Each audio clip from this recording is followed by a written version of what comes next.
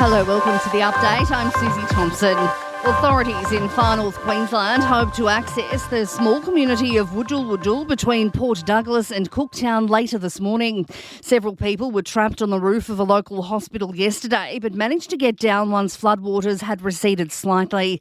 Rescue crews have been unable to reach the remote community, but it's hoped they can access it today.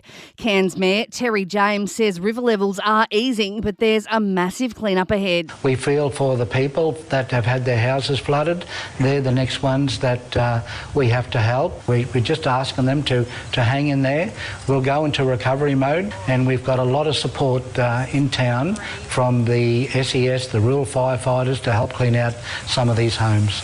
Starvation is becoming a reality for many living in Gaza as Israel continues to target Hamas. Tess Ingram from UNICEF has told the BBC distribution of aid is a huge challenge. The first challenge is getting the aid in. The opening of Kerem Shalom this week is a positive step. Distribution remains an enormous challenge if you think about how crowded these areas are, how unsafe it continues to be, and the lack of fuel that we're still struggling with. It's very difficult for us to get the aid to the people that need it most.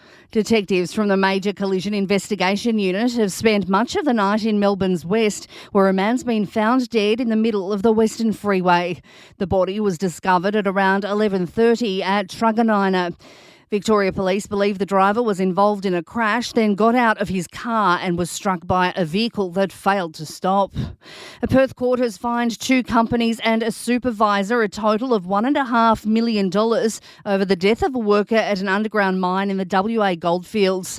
Michael Johnson fell 25 metres into a void at the Whirling Dervish mine in 2020. His dad, Stephen Johnson, says the penalties have been too light. It's taken 3.5 years to get to this stage, and to get a penalty like that, it's just ridiculous. Underground mining is inherently dangerous, and these people know it, and they're just not doing the right thing.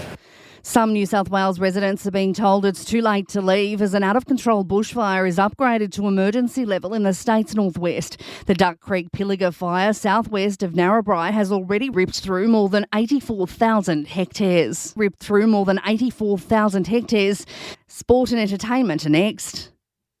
In sport, the Western Bulldogs have selected key forward Christy Lee Weston-Turner with the number 1 pick in the AFLW draft. The Matildas will return to Melbourne to secure a spot in the Paris Olympics. The team will face Uzbekistan at Docklands Stadium on February 28 for the third round qualifier.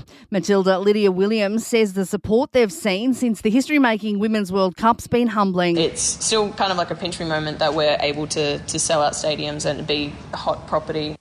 And Australia has trimmed its squad in the Boxing Day test. Lance Morris has been omitted. The Aussies are likely to stick with the same team that crushed Pakistan in the opening match in Perth.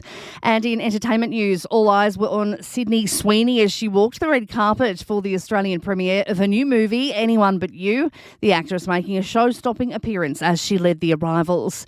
And Meghan Markle has revealed what's on son Archie's Christmas list. The 4-year-old, who's apparently a keen photographer, is asking for a camera.